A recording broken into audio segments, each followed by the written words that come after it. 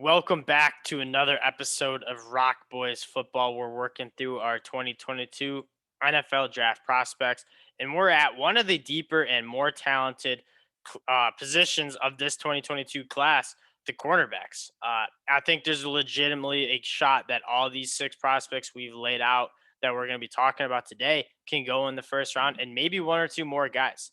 I know a lot of people like Emerson out of Mississippi State haven't quite got to his film yet. So we're sticking with kind of our top six guys from the film we watched now. And we're going to start it off with Derek Stingley Jr., the phenomenal cornerback from LSU. Dill, what do you see in this dude's game that has him as that number one cornerback? Yeah, and I know whenever you talk about Stingley, you go back to his freshman year when you saw premier performance when banging with the Alabama Stars and shutting down everyone on Georgia. So when he was really playing his best ball, when LSU felt like they were rolling, he played it's like, oh, this guy's number one overall pick if he leaves this year as a freshman kind of thing. So that's kind of what you see. And then I think the obvious knock as well, the last 2 years, just you haven't seen dominant play and a mixture of injuries and a horrible team and everything. But his peak is obviously incredible. What we saw out of him as a true freshman in the SEC, part of that magical LSU team, you're right. If he opts out, just says, hey, I'm not going to play the next 2 years, he's probably a surefire top three pick, if not the number one overall pick. Obviously hurt his draft stock a little it just seemed turmoil within the LSU program. He obviously was struggling with injuries. I'm not sure if I'm completely going to just blame it on him. And he's still my number one cornerback. I mean, dude's going to run probably a sub 4.40. He's going to jump like a 42-inch vertical. He has all the physical traits, phenomenal ball skills, 7 interceptions during his true freshman campaign. I listened to an interview with Dave Aranda. This was a year ago, talking about Derek Stingley he came in as a senior in high school for the spring practices enrolled early. Dave Aranda said he was our best DB as a senior in high school.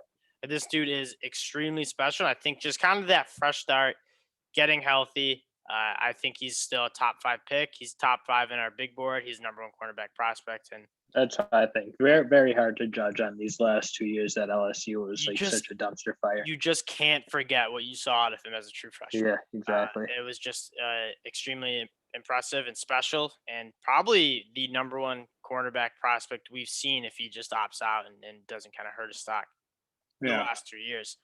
I think that's kind of a no-brainer in my opinion. I know some people I've seen have Andrew Booth up there. We'll talk about him later. Let's get into Sauce Gardner, Ahmad Sauce Gardner from Cincinnati, the rangy cornerback, 6'3", 200 pounds. I love this dude's game. I think he's solidified a top 2 spot in this class. I know you're a Roger McCarry guy. We settled on Sauce Gardner. What do you see in Sauce Gardner's game that you like so much and makes you think? I think one thing you love about Sauce Gardner is he's shown some very real versatility in terms of playing his zone and man scheme. Yep. He's good at both. And for a bigger 6'3", it's often very hard for those guys to play man and be able to move and stop with wideouts. And in fairness to him, he seems to really do it. He did it effectively against Bama. Didn't get beat on big plays and looked really fairly comfortable out there. So that's what makes you really like him. A bigger, rangy, versatile corner. But very good feet for being 6'3". I think that might be a boost. But having that very good physicality and length, he also has very smooth feet and hips for that size. And I think that's why he's that number 2 prospect. He's a grabber, though. That's what I want to talk about. 14 penalties in his last 2 seasons. Sometimes this gets handsy. I think, yes, is it concerning? Yes, especially with how PIs work in the NFL. That being said, I'd rather teach somebody to, okay, let's play a little less physical as opposed to like, oh, this cornerback just lacks that physicality and length. So I'm okay with it. He gets the right coaching. He kind of dials that in a little bit. I'm not too worried. And at the end of the day, the film he put out against Alabama and those stud receivers, specifically Jameis Williams, was just too special to kind of ignore. And that's why he's that number 2 cornerback. And yeah, that's fair. Let's get right into Roger McCarry from Auburn. We, the ROC Boys, are consensusly higher on this dude than the rest of the draft community. What do you see out of Roger McCreary's game that you like so much? Because you love So him. for me, I think Roger McCreary's too. I would have him just above Sauce Gardner because what he does is it's kind of a unique thing, and that's be the guy who follows around the top wideout on the other team. And he's been doing it all year, plays pretty much strictly man, and does a really good job at it. And I think that is a much harder to replicate than being a zone corner or Yep. even, I mean, Gardner, which again, what we talked about versatility, but I do love that mentality that you're going to travel, you're going to lock up ones, and that's what you do. And that's Roger McCreary is really the other guy besides, I mean, what Stingley was doing back in the day, but he's the only other guy who is really playing that way. Roger McCreary, the tape against or Alabama in the Iron Bowl was kind of what caught my eye. Obviously, Jamison Williams gets ejected in that first half, doesn't play the second half. Roger McCreary followed John Mechie around the whole game, man coverage on an island, and played phenomenally well. And then against the best quarterback wide receiver duo probably in the country at that point, Bryce Young, John Mechie connection. Roger McCreary was absolutely holding his own and was a reason why they, I think, only scored 10 or 13 points in regulation. Did John Mechie get the best of him a couple times? Yeah, specifically in that 2-point conversion we saw. But a lot of the times Roger McCreary is getting beat, it was getting beat by a perfect margin. A great route by John Mechie and a great throw by Bryce Young is what beat him. There wasn't any time where John Mechie just smokes him in man coverage. He was hip to hip with him a lot. He plays the ball really well, and he's just very competitive. You can see how upset he gets when he even gives up anything, and that's kind of like that mindset is kind of what you want in a top corner. And I think he's going to bring that ability you said to follow the top guys and play man coverage and do it well. Kind of opens up how you can run a defense, especially you talked about it in the episode a couple nights ago. Defenses, they're not just going to play zone. You're not just going to play man. You're going to mix it up. You're going to give a lot of different looks. And Roger McCreary allows you to do that because he's so good in man. And we'll talk about some of the other guys down this list that kind of struggle with that. Let's get into Andrew Booth now. He's our fourth prospect. So I mean, looking at the next two, you got two guys who are zone guys. And I think Booth and McDuffie both play a similar game, right? I think maybe what you like just looking at Booth, it just to me it looks a little bit more like a bigger, more athletic, higher ceiling guy. Like you love how he tackles. That was one thing that stood out, and the other is having the size and the ability to break on balls from a zone scheme. I think is kind of what catches your eye. Say, well, this guy could really be good in that realm. See, I guess we'll just talk about Booth and McDuffie in the same kind of session here. I think McDuffie's a little bit better at breaking on balls. McDuffie's short area quickness is phenomenal. His ability to read the eyes of the quarterback and break on the football. Obviously, in that zone coverage, you're looking at the quarterback and you're kind of reacting to where that ball goes and you're breaking hard. He's very good at that. I mean, he comes down hard on those footballs, gets a lot of passes defended, and he's sticky in those zones too. And so I think Trent McDuffie put out better tape than Andrew Booth. That being said, you kind of mentioned it. Andrew Booth looks like that higher ceiling guy. He's got very smooth feet, very smooth hips, can run with those bigger wide receivers down the field. I worry about that with Trent McDuffie, who didn't really play any man, and there aren't that many wide receivers in the Pac-12 who are going to challenge you vertically downfield with big physicality and speed. Drake London might be the only one that really comes to mind who's been a very impressive wide receiver out there. Trent McDuffie just didn't really show it. I'm not saying he can't do it. I'm saying I'm concerned about it. Does he have that long speed? Does he have that physicality to run with bigger receivers downfield and make a play on the football? I think you see that a little bit more in Andrew Booth's game. Trent McDuffie, you just haven't seen it. One other thing I'd say about Andrew Booth here, that NC State film was tough. Some of those bigger wideouts kind of just got the best of him a little bit. Carter and Emeka Emezi, easily his worst game of film that I saw. That being said, there's a lot of things to like about Andrew Booth, and I can see why people have him in that top 3 or that top 2. I've seen him actually 1 as well. I don't see it that well because at the end of the day, he just hasn't played like that good of football to be a top 2 cornerback prospect. Yes, he has the tools. Yes, he has the traits. He just hasn't put it together. So I'm not going to take somebody that high who hasn't really showed it. Um, Trent McDuffie shows it a little bit more. Trent McDuffie, PFF grades him very highly. You see it on the film. People don't complete passes on that dude. That's kind of my thoughts on Booth and McDuffie. I'm kind of more evaluating. Are you going to go with the guy who's put out better film? Or you guy who might project better, test better, Yeah. and have better traits, more Andrew Booth. And that just might be kind of what those defense coordinators, what those GMs and head coaches want. Like, what kind of guy do you want? I think Trent McDuffie could be a great fit in Buffalo. Buffalo loves to run zone. Trent McDuffie could be a great fit there.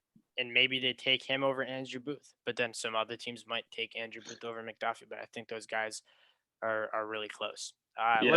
Let's get into our last cornerback here, Kaiir Elam from Florida. He's I kind of think of him a little bit of like Andrew Booth, bigger, longer, a little bit more physical. It just, again, some of the film isn't as consistent as you would like. I saw him get lost in traffic a little bit and not kind of pick his way through kind of those rub route schemes. Again, it's kind of hard to do A that, lot but of it's people important run to that do. though. Yeah. And I didn't see that as well. What have you seen in Kaiir Elam's film? I know you mentioned you hadn't gotten as much Elam film in as you would have hoped, but what have you seen from him or heard about him? Yeah. So I'm kind of thinking I'm a little surprised he was back and or Me was he a too. junior? I thought No, he could have I gone. kind of thought he was going to leave I last think he year. had a year, yeah. So I mean, played really well last year. I think you see the talent. I mean, to be that tall and to kind of be able to be fairly consistent. I know he hasn't dominated like McCarry or Stingley or Sauce Gardner, obviously, and I wouldn't put him up in that class, but if you can get a big smooth corner, that's a weapon for sure in today's game. One other thing that might be a little concerning about Kaiir Elam is just like being a part of just a dreadful defense those last 2 years. I mean, Florida just did not play defense on any team. And at the end of the day, like, I kind of like seeing players like a Nakobe Dean. He was the guy in the most dominant defense in the country, the most dominant defense we've seen in probably 10 years of college football. Kaiir Elam's kind of the stud, the go-to guy at Florida, and that defense just couldn't put it together. Had a lot of pieces they couldn't pull it together. I'm not blaming one cornerback for it, and I don't think that's particularly fair. That being said, you kind of want to see cornerbacks or just guys in general, prospects, be on good teams and good defenses, and Kyrie Lamb just doesn't check the Yeah, box you there. feel like they're really being impactful. The rest of They're these guys making check the box. Derek Stingley Yep. was on a great defense. Sauce Gardner was on a phenomenal secondary unit with Cincinnati. Roger McCrary had a pretty solid defense there at Auburn. Andrew Booth obviously was part of a great Clemson team. And Trent McDuffie just, I think the tape speaks for itself on that dude. I mean, he's was extremely impressive. And if you were completing a ball on him, it was hard. He made you work for it. And He that's did. I mean, the whole Pac-12 made themselves work for it to throw, though. God, it really has been a weak passing conference. Yeah, that's for concerning. a while.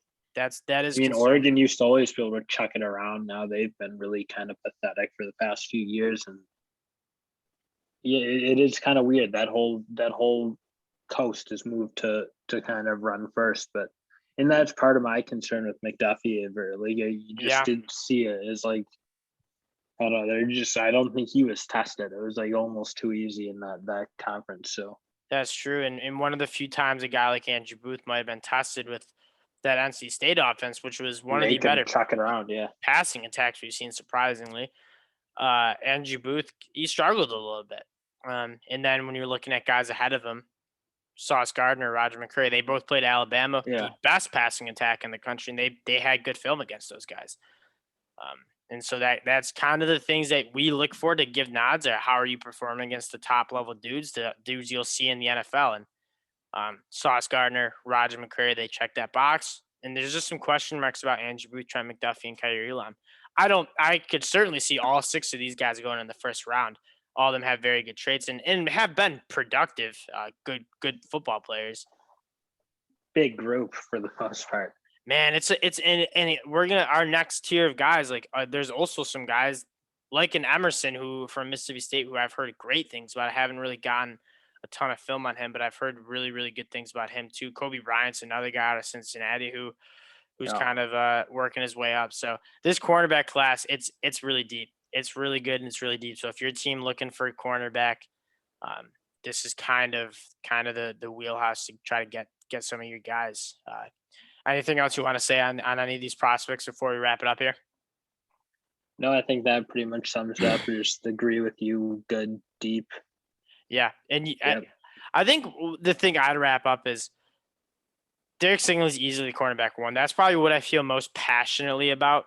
Sauce Gardner and Roger McCreary are my tier 2 guys. I think you could switch them around. I'd be okay. Putting Roger ahead of Sauce. I do think Sauce is the second best. And then again, Andrew Booth, Trent McDuffie, like those guys I could also see working their way up. And I wouldn't fight you too hard like I'd fight on some other, like N'Kobe Dean over Devin Lloyd. I'd fight tooth and nail. I think N'Kobe Dean is a better prospect. If Andrew Booth wanted to go in front of Roger McCreary, like I probably wouldn't fight it that hard. That being said, from the film I've watched, that's kind of my rankings. And we'll close it on that. Once again, appreciate you guys hanging with us, listening to our prospect tapes. We'll be back later this weekend with some more content, working in a few mock drafts and building out that big board. Appreciate y'all guys' support, and we'll talk to y'all later. Peace.